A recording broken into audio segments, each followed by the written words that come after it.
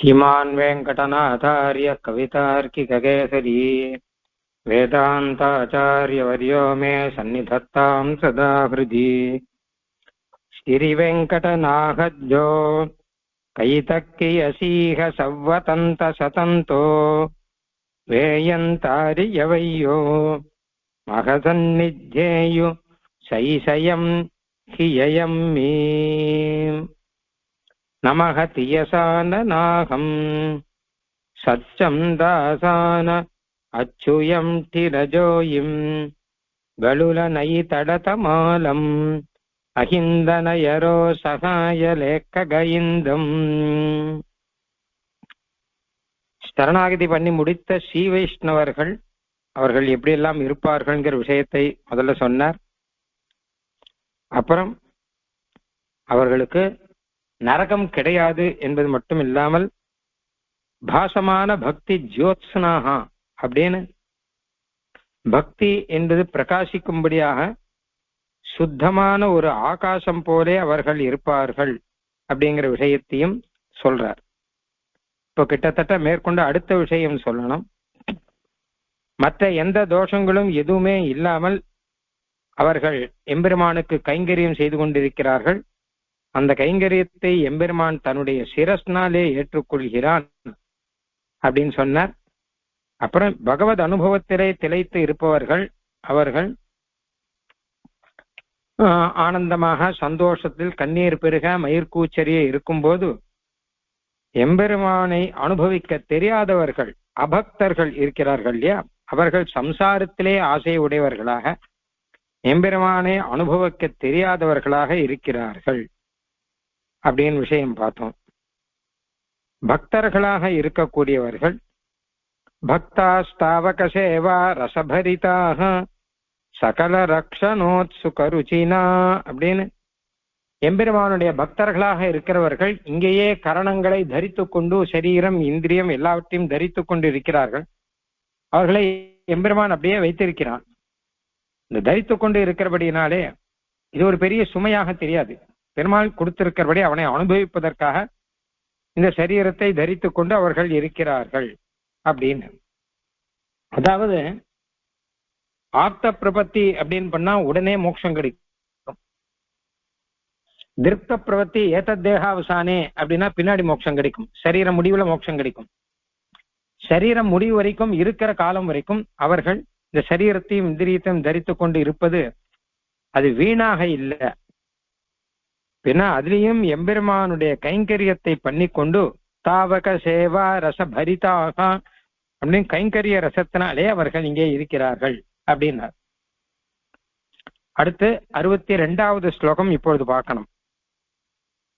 திரகுண கிரிஜனியேஹிம் சந்தாரேசி நயசச்ச நியபத்தேஹிம் ஜன்ம பரிவாடி ஜலஹிம் ஜங்கமடிரசேயு தம்ச நிஜ்ஜேஹி ஜனே ஸ்திரகுண கிரிஜனிதைஹி சந்தாரயசி நத சத்ய நிஜ பக்தைஹி ஜன்ம பரிபாட்டி ஜலதிம் ஜங்கமஸ்திரசேது தர்சனீயைர்ஜனான். இந்த சம்சாரத்துல இருக்கும் பொழுது அவர்கள் பகவத் பக்தி பூர்ணர்களாக இருக்கிறபடினாலே எல்லாவற்றையும் சகித்து கொண்டு இருக்கிறார்கள் அப்படிங்கிற விஷயங்கள்லாம் பார்த்தோம். எம்பெருமானுக்கு சேவை பண்ணி கொண்டு இருக்கிறார்கள் அப்படின்னு. ஆனால் இப்படி எம்பெருமானுக்கு சேவை எண்ணம் அப்படிங்கிறது எப்பவுமே தொடர்ந்து இருக்குமா அப்படின்னு கேட்டா இதற்கான சாகச்சரியத்தையும் பெருமாள் கொடுக்கிறான் அப்படிங்கிற இதற்கான ஒரு சுற்றுச்சூழலையும் பெருமாள் ஏற்பாடு பண்ணுகிறான். முதல் ஏற்பாடு என்னன்னு கேட்டா எம்பெருமான் தானே அர்ச்சாவதாரத்துல அங்கங்க எழுந்தருளி இருக்கிறபடினால நமக்கு கைங்கரிய ரசம் தொடர்ந்து வரும்படியான ஏற்பாடு பண்றான். இரண்டாவது ஏற்பாடு என்னன்னு கேட்டா நிறைய பாகவதர்கள் எல்லாம் இங்கே நடமாடி கொண்டிருக்கிறபடினால அவர்களோடு சேர்ந்து கைங்கரியம் பண்ணலாம். மூணாவது என்ன கேட்டானா ஆச்சாரியர்கள்லாம் இருக்கா. இந்த மாதிரி நிறைய ஏற்பாடு பெருமாள் பண்ணிருக்கான். கைங்கரியத்துக்கான உபகரணங்கள் கொடுத்திருக்கான். இதெல்லாமும் இருக்கு. இதுல அர்ச்சாவதாரத்தில் பெருமாள் எழுந்துள்ளிருக்கான், நமக்காக எழுந்துள்ளிருக்கான், கைங்கரியத்தை ஏற்றுக்கொள்வதற்காக எழுந்துள்ளிருக்கான், தெரிஞ்ச விஷயம் முன்னாடியே சொல்லியிருக்கார். பாகவதர்களெல்லாம் இங்க பெருமாள் நடமாட வச்சிருக்கான். அது காரணம் நமக்கு இந்த கைங்கரிய ரசம் வரணுங்கிறது மட்டுமல்ல, இன்னும் இந்த லோகத்திலே யார் யாரெல்லாம் திருந்தனமோ அவர்களை எல்லாம் திருத்தறதுக்காக பெருமாளே திருத்துவான்னு ஒண்ணு இருக்கு.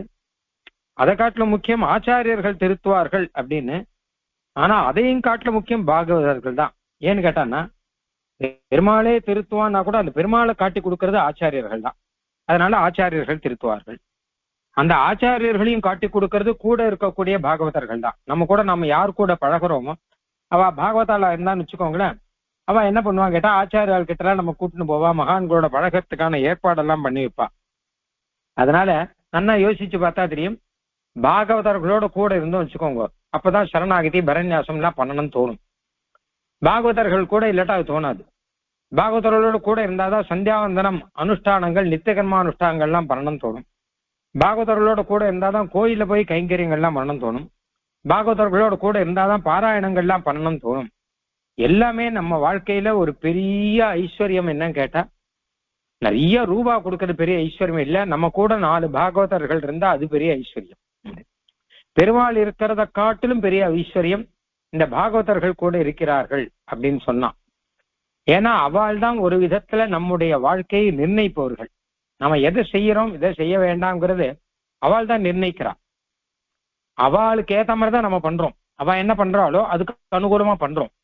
ஊரோட ஒத்து வாழ் அப்படிங்கிற ரீதியில அவளோடு கூட 4 பாகவதன் இருக்கிற ஊர்ல நிறைய பகவத் கைங்கரியங்கள்லாம் எல்லாம் இருக்கும். எல்லாருமே கைங்கரியம் செய்வா. பாகவதனே இல்லை அப்படின்னு வச்சுக்கோங்க, அந்த ஊரு க்ஷாமமாக தரித்திரமாக, அதாவது சேவா எல்லாம் இல்லாமல் இருக்கும் அப்படின்னு நமக்கு தெரியுமோ இல்லையோ. அதனால பெருமாள் நமக்கு பண்ணின மிகப்பெரிய உபகாரம் என்னன்னு கேட்டா, அவனே நேரம் வந்தான்ங்கிறத விட, ஆச்சாரியர்களை இங்க அனுப்பி இருக்கான்ங்கிறத விட, பாகவதர்களை இங்கே அனுப்பி இருக்கான்ங்கிறது தான் நல்ல ஒரு உபகாரம். அந்த பாகவதர்கள் மூலமாக தான் நிறைய பேரை மோட்சத்துக்கு பெருமாள் இச்சுன்னு போறானாம். ஏன்னா அவாதான் 4 நல்ல விஷயம் சொல்றா, அவாதான் ஆச்சாரியன் கிட்ட கூட்டின்னு போறா, அவள் தான் பெருமாள் கிட்ட கூட்டின்னு போறா, அவள் தான் அனுஷ்டானங்கள்லாம் பண்ண வைக்கிறா, அவள் தான் சரணாகதி ஆயிடுத்தான்னு கேட்கறதுக்கு 4 பேர் இருக்கா நம்ம கிட்ட. உங்களுக்கு சரணாகதி ஆயிடுத்தா, உங்களுக்கு சமாசயனம் ஆயிடுத்தா அப்படிலாம் கேட்கறதுக்கு 4 பேர் இருக்கா. அவ ட்ரெஸ்ஸை உடுத்திக்கிறாளோ அதை பார்த்து நாம ட்ரெஸ் உடுத்திப்போம். அவ நல்ல ட்ரெஸ்ஸா வேஷ்டியெல்லாம் உடுத்திண்டு, வேஷ்டி புடவை இந்த மாதிரிலாம் உடுத்தின்னு இருந்தா நாமளும் அதை உடுத்திப்போம். அப்படி உடுத்திக்கிறவா யாருமே இல்லை அப்படின்னா அப்ப நாமளும் அதே மாதிரிதான் இருப்போம். இது நம்மளுடைய சுபாவம். நம்ம சுத்தி இருக்கவா எப்படி இருக்காளோ அவளுடைய ஒரு தாக்கம், ஒரு இன்ஃப்ளூயன்ஸ் அப்படிங்கிறது நம்ம கிட்ட ரொம்ப ரொம்ப அதிகம் உண்டு. அதனால அப்படிப்பட்ட பாகவதர்கள் இங்க நடமாடின்னு இருக்கா இந்த லோகத்துல. சுவாமி தேசியன் அழகா சொல்றார், சந்த ஸ்ரீரங்க பிருத்வீஷ சரணத்ரான சேகராக ஜெயந்தி புவனத்ரான பதபங்கஜ ரேரவா. ஸ்ரீரங்கத்துல இருக்கிற சத்துகள்லாம் இருக்காளியோ மகான்கள், அவெல்லாம் புவனத்திராணம் பண்றாளாம், உலகத்தையே ரட்சிக்கிறா அப்படிங்கிற. ஏன்னா அவ நடமாடுறதால்தான் உலகத்திலேயே தர்மம் அப்படிங்கிறது இருக்கு. பாகவத தர்மம்னு ஒண்ணு இருக்குன்னா அதுக்கு பாகவதர்கள் தான் காரணம். வைஷ்ணவ தர்மம்னு ஒண்ணு இருக்குன்னா அதுக்கு பாகவதர்கள் தான் காரணம். சரணாகதி உபாயம் ஒண்ணு இருக்குன்னா அதுக்கு பாகவதர்கள் தான் காரணம். கைங்கரியங்கள்லாம் நல்லா இருக்குன்னா பாகவதர்கள் தான் காரணம். எல்லாத்துக்கும் அவள் தான் காரணம். அதனால நம்ம வாழ்க்கையில ரொம்ப ரொம்ப முக்கியமானவர்கள் இந்த பாகவதர்கள் தான். அதனால எம்பெருமான் பாகவதர்களை இந்த லோகத்திலே நடமாட வைக்கிறான்ற அந்த பெருமையை சொல்லக்கூடிய ஒரு அழகான ஸ்லோகம் இந்த ஸ்லோகம். இப்போ ஸ்திர குண கிரிஜனிதைஹி சந்தாரயசி நத சத்ய நிஜ பக்தைஹி ஜன்ம பரிபாட்டி ஜலதிம் ஜங்கமஸ்திர சேது தர்ஷனீயைர்ஜனான். சம்சாரம் அப்படிங்கிறது ஒரு கடல். மீண்டும் மீண்டும் ஜென்மங்கள்லாம் எடுத்துட்டே இருக்கணும். கடல்ல மறுபடியும் மறுபடியும் அலைகள்லாம் இருக்கா மாதிரி உள்ள போனா வெளியில வர முடியாது. மரணமானா மறுபடியும் ஜனனம், ஜனனமானா மறுபடியும் மரணம், அப்புறம் வாழ்க்கை, மறுபடியும் ஜனனம் மரணம், இப்படியே தான் இருக்கும். ஓயாத கடல் இருக்கா மாதிரி, அலை ஓயாத கடல் இருக்கா மாதிரி பிறப்பு இறப்புங்கிறது ஓயாமல் மாற்றி மாற்றி இருந்தே இருக்கும் இந்த சம்சார ஜலதி, சம்சாரங்கிற கடல். இதை தாண்டி அந்த பக்கம் போகணும் அப்படின்னா அதற்காக ஒரு சேது, ஒரு அணை. அந்த அணை தான் இந்த பாகவதர்கள் அப்படிங்கிற அணையா. அப்போ அந்த அணைனா பெரிய பெரிய கல்லெல்லாம் போட்டுதான் அணை கட்டினார் பெருமாள். கடலை தாண்டுவதற்கு அணையா அப்படின்னு கேள்வி வரும் நமக்கு. ஏன்னா நதியெல்லாம் குறுக்க அணை கட்டுவா, கடலை தாண்டுவதற்கு அணையானா பெருமாளே கட்டியிருக்கார். எப்படி ஆனா பெருமாள் ஸ்ரீராமனே, அவரை நாம இன்னைக்கு ஸ்மரிக்கணும். புனர்வசு நட்சத்திரம், குலசேகராழ்வார்த்தன நட்சத்திரம், மாசி புனர்வசு அப்படிங்கிறபடினால. அதனால அந்த பெருமாள் ஸ்ரீராமன் அணை கட்டினார், கடலை தாண்டி அந்த பக்கம் போனார் இல்லையா? அந்த மாதிரி இப்ப பார்த்தார் சம்சார கடலை தாண்டனம் அப்படின்னா அதுக்கேத்த மாதிரி ஒரு அணை ஒண்ணு ஏற்பாடு பண்ணியிருக்கார். அதுதான் பாகவதர்கள் அப்படிங்கிற அணை. ஸ்திர குண கிரிஜனிதைஹி, அணைனா நிறைய பாறாங்கல்லாம் வச்சுதானே கட்டணம் அப்படின்னா, ஆமாம் இந்த பாகவதர்களுக்கு நல்ல திருடமான கல்யாண குணங்கள் இருக்கு. நல்ல ஞானம், நல்ல பக்தி, நல்ல வைராக்கியம் அப்படின்னு மட்டும் இல்லாமல் நல்ல காருண்யம், நல்ல சௌசீல்யம் முதலான கல்யாண குணங்களோடு கூட இந்த பாகவதர்கள் இருக்கிறபடினால ஸ்திரமான கல்யாண குணங்களே அந்த அணை கட்டுகிற கல்லு மாதிரி. அப்புறம் ஸ்திரகுணகிரி ஜனிதைஹி, அப்படி இருக்கக்கூடிய நிஜ பக்தைஹி, தன்னுடைய பக்தர்களை கொண்டு எம்பெருமான் இந்த லோகத்திலே நிறைய பேரை சம்சார கடலை தாண்ட வைக்கிறான். அதனால அவர்கள்லாம் எப்படி இருக்கான்னா ஜங்கம ஸ்திர சேது தரிசனியைஹி அப்படின்னு ஒரு சேத்து மாதிரி இருக்கானா. ஸ்திரமான ஒரு சேத்து, அசைக்க முடியாத, ஸ்திரமான கேட்டா நிலையான, எப்பொழுதும் இருக்கிறன்னு அர்த்தம், இருக்கக்கூடிய ஒரு சேத்து. அதாவது என்ன கேட்டனா திடீர்னு டெம்பரரியா கட்டுறது இல்லை, எப்பவுமே இருக்கக்கூடிய சேத்துவாக இந்த பாகவதர்கள் இருக்கா. அதுல இன்னொரு முக்கியமான விஷயம் தர்சனியைஹி, சேத்துனா சேத்துவை பார்த்தா ராமர் கட்டின சேத்து இருக்கும் இல்லையோ, அதை தரிசனம் பண்ணாலே நமக்கு பாப்பங்கள்லாம் போக ஆரம்பிச்சிருவான். நாம சேத்துவை போய் அந்த சேத்துவை தாண்டி அந்த பக்கம் போனோம்லாம் கிடையாது. சேத்து தரிசனம், சேத்து ஸ்நானம் கூட இருக்கட்டும் ரெண்டாம் பட்சம், சேத்து தரிசனம் அதை பண்ணாலே பாப்பங்கள்லாம் போயிடும் அப்படின்னு சகிருத் அவேக்ஷணாத் தக்ஷணாத்கிற தயா சதகத்துல பிரகிருஷ்ட பகுபாதக பிரசம ஹேதுனா சேத்துனா, ஒரு தடவை பார்த்தாலே நிறைய பாப்பங்கள்லாம் போயிடும் அப்படின்னு ஸ்ரீராம சேத்து இருக்குல்லையோ, அந்த மாதிரி இவர்களை ஒரு தடவை பார்த்தாலே நமக்கு பாப்பங்கள்லாம் போயிடும் அப்படிங்கிற மாதிரி ஒரு சேத்துவாக இருப்பவர்கள். அந்த சேத்துவுக்கும் இந்த சேத்துவுக்கும் 3 ஒத்துமை இருக்கு. ஒண்ணு, அதுவும் நல்ல திருடமான கற்களால் கட்டப்பட்டது ஸ்ரீராம சேத்துவும், இந்த சேத்துவும் நல்ல திருடமான கல்யாண குணங்களால் கட்டப்பட்டது. அப்புறம் அந்த சேத்துவானது தரிசனீயமானது, பார்த்தால் பாப்பங்கள்லாம் போகும். இந்த சேத்துவும் பார்த்தால் பாப்பங்கள்லாம் போகும். அந்த சேத்து ஸ்திரமான சேத்து, ஏன்னா வானரங்கள்லாம் மேல ஏறி போச்சு அப்படின்னு சொல்றாள், அப்போ ஸ்திரமா தான் இருந்தது. இவாளும் ஸ்திரமான சேத்து, ஏன்னா பகவத் பக்தியில ஸ்திரமா இருக்கார்கள் அப்படின்னு. அப்புறம் அந்த சேத்து சமுத்திரத்தை தாண்டுவதற்கு உதவும். இவர்கள் சேத்துவும் சமுத்திரத்தை, சம்சார சமுத்திரத்தை தாண்டுவதற்கு இந்த பக்தர்கள் அப்படிங்கிற சேத்து உதவுகிறது. இத்தனை ஒற்றுமை இருக்கு, ஒரே ஒரு வித்தியாசம் இருக்குங்கிற. இது என்ன கேட்டா இவர்கள் நடமாடும் சேது. அதாவது என்ன கேட்டா பெருமாள் ஸ்ரீராமன் கட்டின சேத்து, அந்த சேத்துவை பார்த்து நம்ம பாபத்தை கழிக்கிறோன்னா நாம இங்கிருந்து நேரா அந்த இடத்துக்கு போனோம்.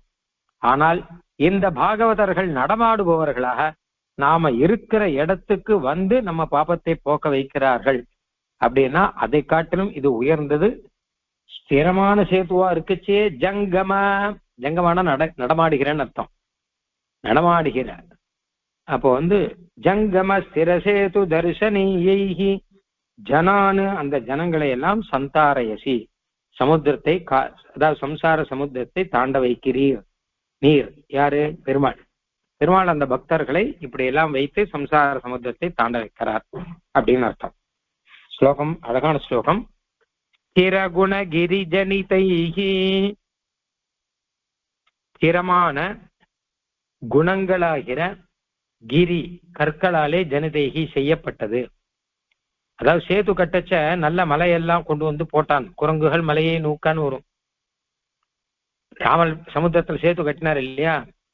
சேத்துனா சாதாரணமா நம்ம நதியில கட்டுற சேத்து மாதிரி எல்லாம் கட்டினா போறாது, சமுத்திரத்துல சேத்து கட்டணும். அப்போ பெரிய பெரிய கல்லெல்லாம் கொண்டு வந்து போடணுமா. அதனால குரங்குகள்லாம் நல்ல பலிஷ்டர்களான குரங்குகள் ஆனபடினால மலை போல கல்லெல்லாம் கொண்டு வந்து போட்டு இந்த சேத்துவை கட்டினான்னு ராமாயணத்துல வரும். ஏதோ நாள் கணக்கில் கட்டி முடிச்சுட்டார் அவர், இப்ப மாதிரி மாச கணக்கெல்லாம் இல்லை. அதெல்லாம் ஸ்திரம், கல்லு போட்டா ஒன்னோட ஒண்ணு நெருக்கிண்டு ஸ்திரமாக அப்படியே இருக்கு. அப்படிப்பட்ட கிரினாலே கல்லுனாலே கட்டினது. இங்கே பாகவதர்கள் கிட்ட ஸ்திரமா என்ன இருக்குன்னு கேட்டானா அசையாத இருக்கு. என்னன்னா குணம். குணத்துல 2 விதம், ஒண்ணு ஞானம், பக்தி, வைராக்கியம் முதலான ஆத்ம குணங்கள். இன்னொன்னு பக்தர்களுக்கு உபயோகப்படும்படியாக கருணா, காருண்யம், வாத்சல்யம், ஔதாரியம் முதலான குணங்கள். இது எல்லாமே ஸ்திரமா இருக்கு, நிலையா இருக்கு. கொஞ்ச நாள் இருக்கு, அப்புறம் சரிதான் போன்னு விட்டுட்டு எல்லாம் போகல. அவர்கள்லாம் கூட இருந்து ரட்சிக்கிறார்கள். அதனால ஸ்திர குணகிரி ஜனிதைஹி. அப்புறம் சந்தாரயசி நத சத்ய நிஜ பக்தைஹி, அது இருக்கட்டும். ஜங்கம ஸ்திர சேது தர்ஷனீயைஹி, ஜங்கம நடமாடுகிற ஸ்திர நிலையான சேதுவாக, தர்ஷனீயைஹி சேவிக்க தகுந்தவர்கள், பார்க்க தகுந்தவர்கள். முதலே சொன்ன இல்லையா, சேது எப்படி தர்ஷனீயம் தர்மசாஸ்திரத்தில் சொல்லிருக்கான். சேதுவா வந்து தர்சனாதேவ எல்லா பாப்பங்களும் போகும் அப்படின்னு சொல்லிருக்கா. தேசியன் பல இடத்துல சொல்லிருக்கா. அந்த மாதிரி இவளை பார்த்தாலே நம்ம சம்சாரத்தை கடக்க ஆரம்பிச்சு விடலாம். இன்னொரு அழகான விஷயம், ஜங்கம ஸ்திர சேது அப்படின்னு. ஸ்திரமான சேது, ஆனா ஜங்கமம்னா நடமாடுகிறது. அழகா சொல்ற, தண்டகா தபோவன ஜங்கம பாரிஜாதாங்கிற பெருமாள் ராமன் தண்டகா தபோவனத்தில் நடக்கும் போது ஜங்கம பாரிஜாதா, ஒரு பாரிஜாத மரமே நடந்து போற மாதிரி இருந்துதான். மரம் நடக்குமோ? நடக்காது.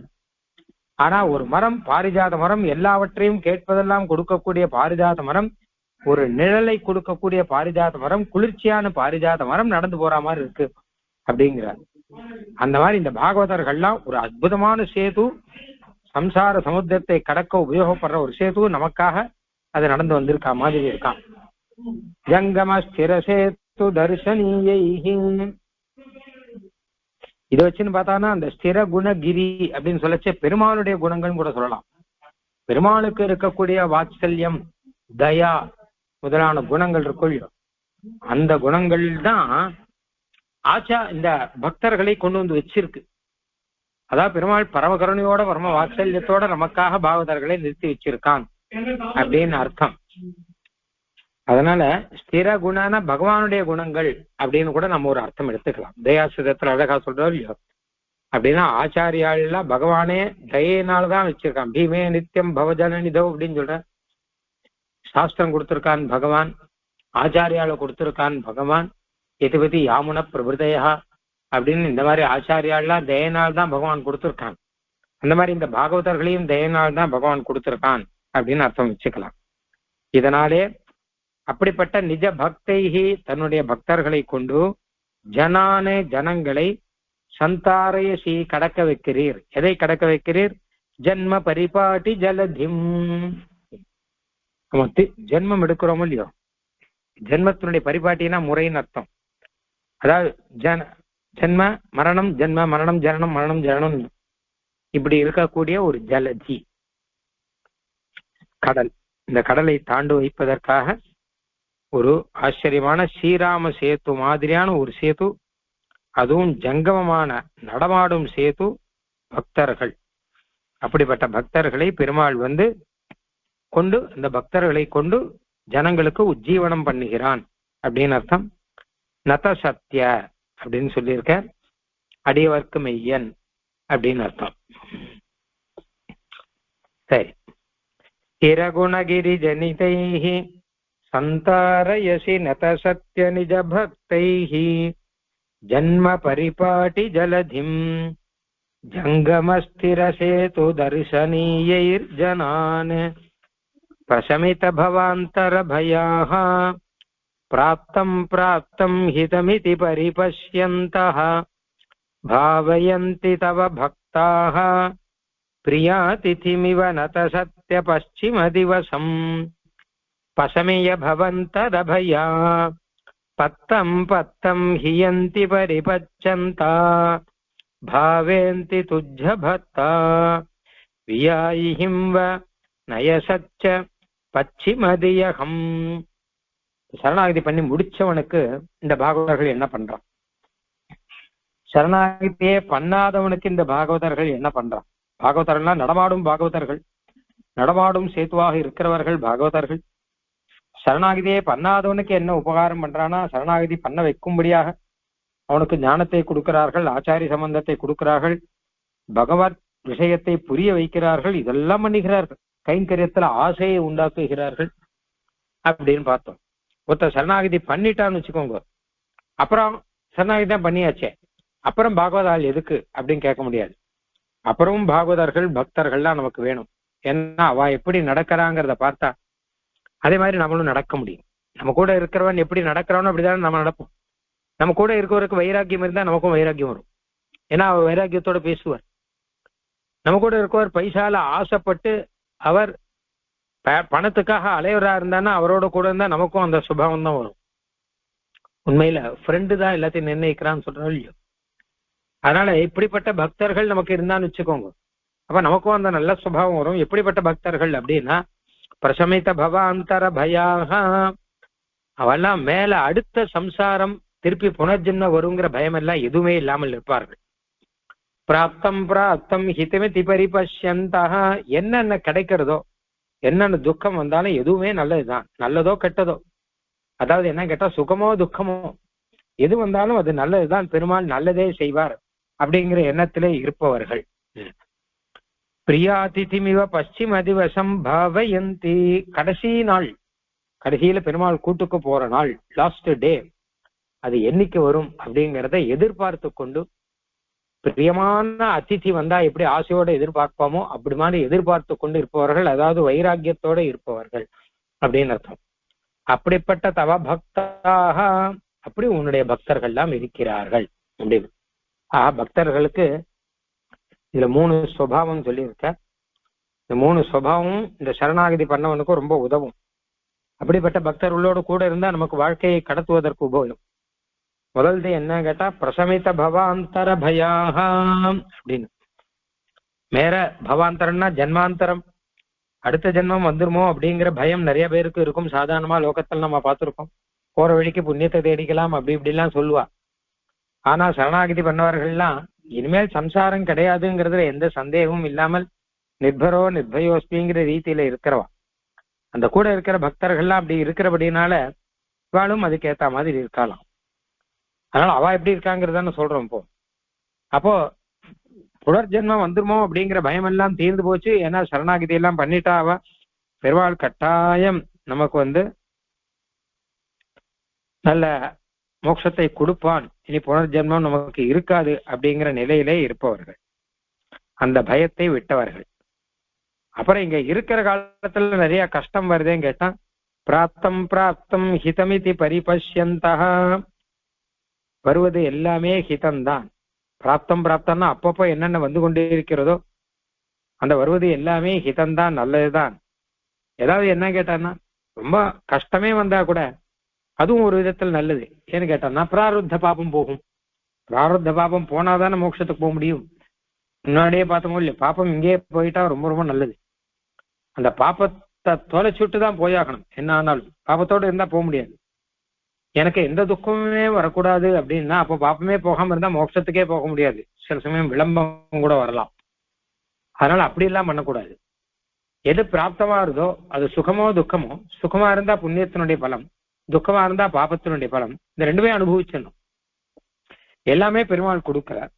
அதனால எல்லாமே நல்லதுதான் அப்படின்னு அதுல சுகம் துக்கம் அப்படிங்கிறதுக்கு மேல ஹிதம் அப்படின்னு நினைக்கிறோமா. அத சுகமா துக்கமா அப்படின்னா சுகமானா இருந்தா துக்கமா இருந்தா என்ன, எதுவானாலும் ஹிதம் தான், நல்லதுதான். ஏன்னா பெருமாள் இதை கொடுத்து என்னுடைய கர்மத்தை தொலைச்சு என்னை எப்படியாவது மேற்கொண்டு எடுத்துன்னு போவான். எப்படியானா பராசர பட்டர் அருளி செய்தன்னு ஒண்ணு வியாக்கியானங்கள்ல எடுக்கிறான். சுவாமி தேசிகன் எடுத்திருக்கார். அவர் வியாதி வந்தா கூட அவரை உபாத்தியாயர் அப்படின்னு வரான். உடம்புல ஜுரம் வந்துருத்து ஆனா கூட காலக்ஷேபம் சொல்ற. ஏன்னா அந்த ஜுரம் வந்திருக்கே அப்படின்னா அவர் ஒரு உபாத்தியாயர் அப்படின்னா எனக்கு அவர் நல்லது பண்றார். உபாத்தியாயர் அடிச்சு திருத்துற மாதிரி இவர் எனக்கு நல்லது பண்றார் அப்படிங்கிறார். அதனால பிராப்தம் பிராப்தம், வருவது வருவது எதுவோ அதையெல்லாம் ஹிதம் இது பரிபஷ்யந்தா. மூணாவது பশ্চিம திவசம் பிரியாதிதிம் இவ பாவயந்தி. பশ্চিம திவசம் அப்படின்னா இந்த கடைசி நாள், போகக்கூடிய நாள் அப்படி இருக்கும் இல்லையோ, லாஸ்ட் டே, மரணத்துக்கு சித்தமா இருக்கக்கூடிய நாள், அந்த நாளை எதிர்பார்த்துட்டு இருக்காலும். எப்படின்னு கேட்டா பிரியாதிதிம் இவ, பிரியமான அதிதி வராருன்னு தெரிஞ்சா வச்சுக்கோங்க. நமக்கு ரொம்ப பிடிச்சமான பிரியமான அதிதி வராருன்னா உடனே அவர் எப்ப வரப்போறோம் ரொம்ப சந்தோஷத்தோட காத்துட்டு இருப்போம் இல்லையா. அந்த மாதிரியாக பிரியாதிதியை போல இந்த கடைசி நாள் மரணம்னு வச்சுக்கோங்களேன் சுருக்கமா, இந்த மரணம் வரப்போறதை அவர்கள் எதிர்பார்த்து கொண்டு காத்து கொண்டிருக்கிறார்கள். ஏன்னு கேட்டா மோட்சத்துக்கு போகணும், எம்பெருமான் கிட்ட போகணும். யார் பயப்படுவா அப்படின்னா பிராயேண அகிருத கிருத்தியத்வாத் ஒரு ஸ்லோகம் ஒண்ணு சுவாமி தேசிகன் ரகசியத்திசாரத்துல எடுத்திருக்கார். பிராயேண அகிருத கிருத்தியத்வாத் மிருத்யோருத்விஜதே ஜனஹ கிருதகிருத்தியா பிரதீக்ஷந்தே மிருத்யும் பிரியமிவா திதிம். ஜனங்கள்லாம் பயப்படுறான் இந்த கடைசி நாள் அப்படின்னுங்கிறத நினைச்சு பயம். ஏன்னு கேட்டான்னா இன்னும் அனுபவிக்க வேண்டியிருக்கேன் அப்படிங்கிறா. இன்னும் கொஞ்ச நாள் இருக்கலாமே லைஃப்ல, இன்னும் நான் செய்ய வேண்டியது இருக்கேன் அப்படிங்கிற, இன்னும் நான் செய்ய வேண்டியது இருக்கு, இன்னும் நான் அனுபவிக்க வேண்டியது இருக்குங்கிற எண்ணம் இருக்கிறவார் கல்வியோ அவளுக்கு ஒரே பயம் இருக்கும். Last day வந்துருமோன்னு. கிருதகிருத்தியாக எல்லாம் செஞ்சு முடிச்சாச்சே, பெருமாளுக்கு அதான் சரணாகதி எல்லாம் பண்ணியாச்சே, இனிமே பெருமாள் பார்த்துக்கிறார் அப்படின்னு இருக்கிறவா அவ பயப்பட மாட்டான். அவ பிரதீக்ஷந்தே எதிர்பார்ப்பார்கள். பிரியம் இவா திதிம் அப்படின்னு ஸ்லோகத்துல இருக்க. நம்ம அச்சுத சதகத்துல முதல்ல இருந்தே பார்த்துட்டு இருக்கோம். பிரமாண ஸ்லோகங்கள்ல என்ன இருக்கோ அததான் தேசியம் சொல்லிட்டு இருக்க. ஆக இப்படி ஒரு பிரமாண ஸ்லோகம் இருக்கிறபடினாலே அந்த பிரியா திதிமிவ பிரியமான விருந்தாளியை போல இந்த பশ্চিம திவசம் கடைசி நாளை பாவயந்தி, அதுவும் இல்லாம அதை நினைக்கிறார்கள் அப்படின்னு அர்த்தம். எதிர்பார்த்து கொண்டு இருக்கிறார்கள் என்று அர்த்தம். இங்க பாருங்க, வெறும் அதித்தின்னு சொல்லாமல் பிரியா அதித்தின்னு சொல்லிருக்க. அதித்தி வர்றார் அப்படின்னா உடனே சந்தோஷத்தோட எதிர்பார்ப்போம்னு சொல்ல முடியாது. அது ஒவ்வொரு சமயம் மாறும். சில சமயம் ஏண்டா வர்றான்னு கூட தோணும். ஆனா பிரியமான அதித்தி வர்றார் அப்படின்னு கேட்டான்னா ரொம்ப ஆசையோட எதிர்பார்த்து கொண்டிருப்போம் அல்லவா. அந்த மாதிரி அவ்வளவு பிரியமா இருக்காராம் அவர். எனக்கு என்ன குறைன்னுவா, ரொம்ப பெரியவா இல்ல, எனக்கு ஒண்ணு ஆச்சுன்னா பெருமாள் திருவடி சேர்த்துட்டாருன்னா நல்லது அப்படின்னு. அப்படி இருக்கிறவர்கள் யாருன்னா பக்தர்கள். நாம் அப்படி இருக்கணும்னு தேசிகன் சொல்லல, அப்படி பக்தர்கள் இருக்காங்கிற. அப்படிப்பட்ட பக்தர்களை பகவான் இந்த பூமியில இருக்க வச்சிருக்கார் அப்படிங்கிறார். அப்போ அவர்கள் அவளை நம்ம கூட இருக்க வச்சிருக்கார் அப்படின்னு. அப்போ அதையே நமக்கு பெரிய உபகாரமாக பண்ணியிருக்கார். இப்ப அவளோட பழகினா நமக்கும் அந்த எண்ணம் ஒரு முதலே சொன்ன மாதிரி, ஓஹோ நாமளும் வைராகியம், இது வைராக்கியத்தை தானே சொல்றார் பிரதானமாக இங்க. பிரசமித்த பவாந்தர் பயாக அப்படின்னு சரணாகதியினாலே வந்த கிருதகிருத்தியத்துவத்தை சொல்லி பிராப்தம் ஹிதமிதி பரிபஷ்யந்தா அப்படின்னு எல்லாத்தையுமே ஹிதமாக நினைக்கிறவன் அப்படின்னு சொல்லி, அதனால சுக துக்கங்களை கண்டு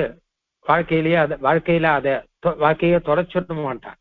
எது வந்தாலும் வரட்டும் அப்படின்னு இருக்கிறவன் அவன் வைராக்கியத்தோடு கூட அந்திம திவசத்தை எதிர்பார்த்து கொண்டிருக்கிறான் அப்படிங்கிற விஷயத்தை அழகா சொன்னார். அடுத்த ஸ்லோகம்.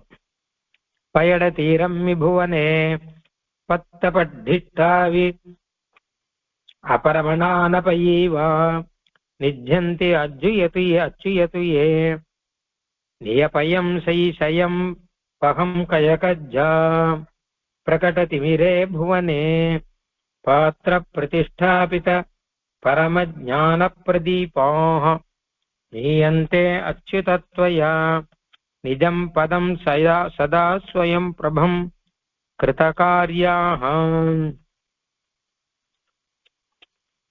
இந்த ஸ்லோகம் ஆச்சாரியாலை பத்தி சொல்றது.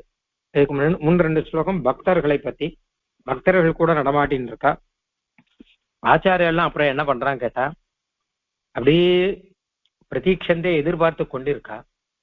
ஆனா அதே சமயம் ஆச்சாரியால இங்க நடமாட வச்சிருக்கிறது எதுக்காக கேட்டா வேற ஒரு காரியத்துக்காகும். என்ன அப்படின்னு கேட்டா, ஒரே இருட்டா இருக்கிற இடத்துல ஒரு தீபத்தை ஏத்தணும் இல்லையா. அப்ப தீபம் அணைஞ்சு போகும் போல இருந்தான்னா அந்த தீபத்திலிருந்து இன்னொரு தீபத்தை ஏத்துவார்கள் இல்லையா. இன்னொரு இடம் இருட்டா இருந்தா இந்த தீபத்துல ஒரு தீபத்தை எடுத்துட்டு அங்க கொண்டு போவார்கள் இல்லவா. அந்த மாதிரி ஆச்சாரியர்கள் இந்த ஞானம் அப்படிங்கிற தீபத்தை மேல அடுத்து தன் சிஷ்யன் கிட்ட கொடுப்பார்கள். அவர்களை அவன் சிஷ்யனுக்கு கொடுப்பான்.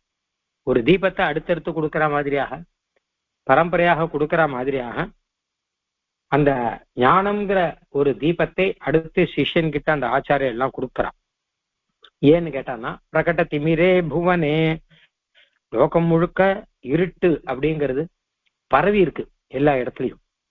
அதனாலே அங்கங்க தீபம் தேவையா இருக்கு. அதனால நல்ல பாத்திரமா பார்த்து யார்கிட்ட கொடுக்கணுமோ அவா கிட்ட இந்த ஞான பிரதீபத்தை கொடுத்துடுறான். கொடுத்துட்டு அதன் மூலமாக எம்பெருமானானவன் அவர்கள் மூலமாக தன்னுடைய லோகத்துக்கு தன்னுடைய திருவடிக்கு ஜனங்களை எல்லாம் கூட்டுக் கொள்கிறான். ஏன்னா முக்கியமானது ஞானம் தானே. ஞானம் வரணும், வந்தாச்சுன்னா தானே மோட்சங்கிறது. அதனால ஞானத்தை இவர்கள் தான் கொடுக்குறாளா, அவா மூலமாக எல்லார்கிட்டையும் ஞானத்தை கொடுத்து வைத்து தன்னுடைய இடத்துக்கு பெருமாள் கூட்டுக் கொள்கிறான். ஆக அப்படிப்பட்ட ஆச்சாரியர்கள் கிருத்தகாரியாக கிருத்தகிருத்தியர்கள் எல்லாம் செஞ்சு முடிச்சாச்சு. அவளை இங்க பெருமாள் நிக்க வச்சிருக்கான். அதான் அழகா ஒருத்தர் கேள்வி கேட்டா, சுவாமி இப்ப நம்ம உடனே மோட்சம் கேட்டா உடனே மோட்சம் கிடைக்கும், இல்ல ஏத்த தேகாவசானம் கேட்டா பின்னாடி கிடைக்கும். நம்மாழ்வார் எப்படி கேட்டார் அப்படின்னு. நம்மாழ்வார் வந்து சரணாகதி பண்ணார் அகலகில்லேன்னு பாசுரத்துல. அவர் ஒன்னும் கேட்கல, உடனே வேணும்னு கேட்கல, பின்னாடி வேணும்னு கேட்கல. அப்ப பெருமாள் என்ன பண்ணார்னா தங்காரியத்துக்காக அவரை நிக்க வச்சுட்டார். திருவாமிழ் பாடும் அப்புறம் கூட்டுக்கிறேன் அப்படின்னு. அந்த மாதிரி ஆச்சாரியர்களை எல்லாம் தன் காரியத்துக்காக பெருமாள் நிக்க வச்சிருக்காராம். பிரகட திமிரே புவனே, இந்த உலகம் மொத்தமும் இருட்டு பரவி இருக்கும் பொழுது, இருட்டு தீபம், அஜ்ஞானம் ஞானம் நமக்கே தெரியும். அஜ்ஞானம் அப்படிங்கிறதுக்கு ஒரு உதாரணம் இருட்டு, ஞானத்தை உதாரணம் தீபம் போல சிறந்த உதாரணங்கிறது கிடையவே கிடையாது. உபனிஷத்தை சொல்லியிருக்கக்கூடிய ஒரு உதாரணம் அது. எல்லா இடத்திலும் பரவி இருக்கிற ஒரு இருட்டு இல்ல ஒரு அஜ்ஞானம் அப்படி இருக்கக்கூடிய லோகம். அதுல பாத்திர பிரதிஷ்டாபித பரம ஜான பிரதீபாக, ஒரு நல்ல பாத்திரத்திலே இந்த நல்ல ஒரு ஞானம் பரமாத்ம ஞானம், அந்த ஞானத்தை நல்ல பாத்திரத்திலே பிரதிஷ்டை பண்ணி வைக்கிறாளாம் ஆச்சாரியாலாம். கொடுத்து வைக்கிறான்னு அர்த்தம், நிலையாக இருக்க வைக்கிறார்கள் அப்படின்னு அர்த்தம். ஆச்சாரிய கிருத்தியாதிகாரம்னு ஒண்ணுல இந்த விஷயத்த அழகா சுவாமி தேசிகன் சொல்ற. ஆச்சாரியெல்லாம் நமக்கே தெரியும் எத்தனை பொறுப்போடு கூட அடுத்தது. அதான் நடதுரமல் என்ன சாய்ச்சான்னு கேட்டாரு அப்புள்ளார கூட்டு. அடுத்த தேசிகன் சின்ன பையனா பாலகனா இருக்கச்ச இவனுக்கு மொத்த வித்தியை நீ உபதேசம் பண்ணணும்னு சொல்லிட்டு போற. ஏன் அப்படின்னு கேட்டான்னா அதான் பொறுப்பு. நீ மொத்தத்தையும் உபதேசம் பண்ணணும் அப்புள்ளார்ட்ட, அப்புள்ளாரு இந்த குழந்தைக்கு எல்லாத்தையும் சொல்லி கொடுக்கணும் அப்படிங்கிற. ஏன்னா சட் பாத்திரம் அப்படின்னு சொல்லுவான். நல்ல ஒரு பாத்திரத்துல அதை கொடுக்கணும். நிறைய பேருக்கு ஞானம் கொடுக்குற ஆச்சாரியெல்லாம் அது இருக்கட்டும். ஆனால் அந்த ஞான தீபம்ங்கிறத, அதாவது இன்னொருத்தருக்கும் உபதேசிக்கும்படியான ஒரு சாமர்த்தியம், அப்படிப்பட்ட ஒரு விசேஷமான ஒரு ஞானம், அந்த ஞானத்தை நல்ல ஒரு சிஷ்யனா பார்த்து தேர்ந்தெடுத்து அவன் கிட்ட ஆச்சாரியர்கள்லாம் கொடுப்பானாம். அசௌசியாதிதி பிரேட்சிதம்ங்கிறார் சுவாமி தேசிகன். அசௌசியாத், இவன் பின்னாடி நன்னா வருவான் அப்படின்னு வச்சுன்னு அவன்கிட்ட கொடுப்பானாம். அந்த மாதிரி பாத்திரன் போடுறார். நல்ல பாத்திரத்துல ரெண்டு அர்த்தம். முதல்ல சாதாரணமா என்ன கேட்டானா ரெண்டு அர்த்தம்னா ரெண்டு தாற்பயம். ஒன்னும் ஞானத்தை நல்ல பாத்திர கிட்டதான் கொடுக்கணும், யோகியதை இல்லாதவன் கிட்ட ஞானத்தை கொடுக்க கூடாது. அதுவும் வசத்தியான ஞானம் பரமஜானம் அப்படின்னு சொல்றார். பரமஜான பிரதீபாக, வசத்தியான ஞானம்னு ஒரு அர்த்தம், பரமாத்மாவை பத்தி ஞானம்னு ஒரு அர்த்தம், பல அர்த்தம் சொல்லலாம். அப்போ வசத்தியான ஞானம் விசேஷமான ஞானம் அப்படிங்கிறத இன்னொரு விசேஷமான பாத்திரத்தை பார்த்து அவ கிட்டதான் கொடுக்கற வழக்கம். அதனால்தான் அந்த குரு பரம்பராங்கிறது அழகா வந்துட்டு இருக்கு இன்னைக்கும். ஏன்னா அடுத்தடுத்த சிஷ்யான இந்த ஆச்சாரியால் தேர்ந்தெடுக்கிறான். இவன் அடுத்தவன் இப்படி இருப்பான் இப்படி இருப்பான். அப்புறம் நீயந்தே அச்சிதத்வயா நிஜம் பதம் சதா ஸ்வயம் பிரபம் கிருதகாரியாக. அடுத்து கிருதகாரியாக, செய்ய வேண்டியதை செய்து முடித்தவர்கள் அப்படின்னு அர்த்தம். ஆச்சாரியால்னா அவா சரணாகதி பண்ணா மாத்திரம் இல்லாமல் ஒரு நல்ல பாத்திரத்திலே இதையெல்லாம் ஒப்படைச்சிட்டோம்னா எல்லாம் செய்து முடிச்சாக. அப்புறம் நிஜம் பதம், தன்னுடைய பதம் பரமபதம். அது எப்படி இருக்குன்னா ஸ்வயம் பிரபம், ஸ்வயம் பிரகாசமா இருக்கு. பரமபதம் ஸ்வயம் பிரகாசமா இருக்கான், எப்பவுமே பிரகாசிக்க கூடியதாக இருக்கு. பரமபதத்துல இருக்க வஸ்துக்கள் எல்லாமே ஸ்வயம் பிரகாசம் அப்படின்னு ஆகமங்கள்லாம் சொல்லியிருக்கு. அதனால அங்க போய் பரமபதத்துக்கு போய் அங்க போய் யாராவது ஒருத்தர் சொல்லி கொடுக்கணுங்கிறதெல்லாம் கிடையாது, எல்லாமே தானா தெரியும். அப்படிப்பட்ட இடத்துக்கு கொடுக்குறாங்க. இங்கதான் சொல்லி கொடுத்தா கூட புரிய மாட்டேங்கிறது. அங்க சொல்லி கொடுக்காமையே பெருமாள் தெரியும், சொல்லி கொடுக்காமையே கைங்கரியம் தெரியும். அப்படி இருக்கக்கூடிய பரமபதத்துக்கு கூட்டுக்கிறார். தேவரீராலே நீயந்தே அழைச்சு கொண்டு போகப்படுகிறார்கள் அப்படின்னு அர்த்தம். அச்சுதான்னு கூட்டிருக்கார். பிரகட திமிரே புவனே பாத்திர பிரதிஷ்டாபித பரம ஜான பிரதீபாக நீயந்தேச்சுதத்வயா நிஜம் பதம் சதா ஸ்வயம் பிரபம் கிருதகாரியாக. கிருதகாரியாகங்கிறதுக்கு அவ தன்னுடைய காரியத்தை முடித்தவர்கள், அதாவது சரணாகதி செய்தவர்கள், உபாயம் செய்தவர்கள் மாத்திரம் இல்லாமல் அடுத்து சிஷ்யன் கிட்ட அந்த நல்ல பாத்திரம் கிட்ட இதை ஒப்படைத்து அதனாலே நிம்மதியாக இருக்கக்கூடிய ஆச்சாரியர்கள் அப்படின்னு எல்லாமே விளக்கு தான். அப்புள்ளார் விளக்கு ஏற்றினார். அந்த விளக்கு தான் சுவாமி தேசிகன் அப்படிங்கிறது. நடாதூரமா விளக்கு ஏற்றினார், அதுதான் அப்புள்ளார் அப்படிங்கிறது. இப்படி எல்லாமே ஞான பிரதீபம் அப்படிங்கிறது அழகா வந்துட்டு இருக்கு. இதுவும் பெருமாள் நமக்கு பண்ண ஒரு பெரிய உபகாரம் அப்படின்னு வச்சுக்கணும். சரணாகதி பண்ணவாளை மாத்திரம் இல்ல, சரணாகதி பண்ணாதவாளையும் பண்ண வச்சு அவளையும் தன் திருவடிக்கு சேர்த்துக்கிறதுக்காக பெருமாள் இப்படி எல்லாம் பண்றான். இப்படி இந்த 3 ஸ்லோகத்திலே சுவாமி தேசிகன் சொன்ன விஷயம் உத்தர காலத்திலே சரணாகதி பண்ணப்புறம் கூட பாகவதர்கள், ஆச்சாரியர்கள் முதலானவர்களை எல்லாம் பெருமாள் இருக்க வச்சிருக்கான். அது 2 பிரயோஜனத்துக்காக. சரணாகதி பண்ணவாளுக்கு கைங்கரியம் அபிவிருத்தி வரணும்னு மாத்திரம் இல்லாமல் சரணாகதி பண்ணாதவாளையும் பண்ண வச்சு மொத்த பெருமாள் எல்லாரையுமே தன் திருவடிக்கு கூட்டி வைக்கிறதுக்காக நத்தசத்தியனான அடியவர்க்கு மையன் எம்பெருமான் அவன் பண்ண ஏற்பாடு இது என்பதாக சாதிக்கிறார். இனிமே அடுத்தது மோட்ச வைபவம் பத்தி சொல்லணும்.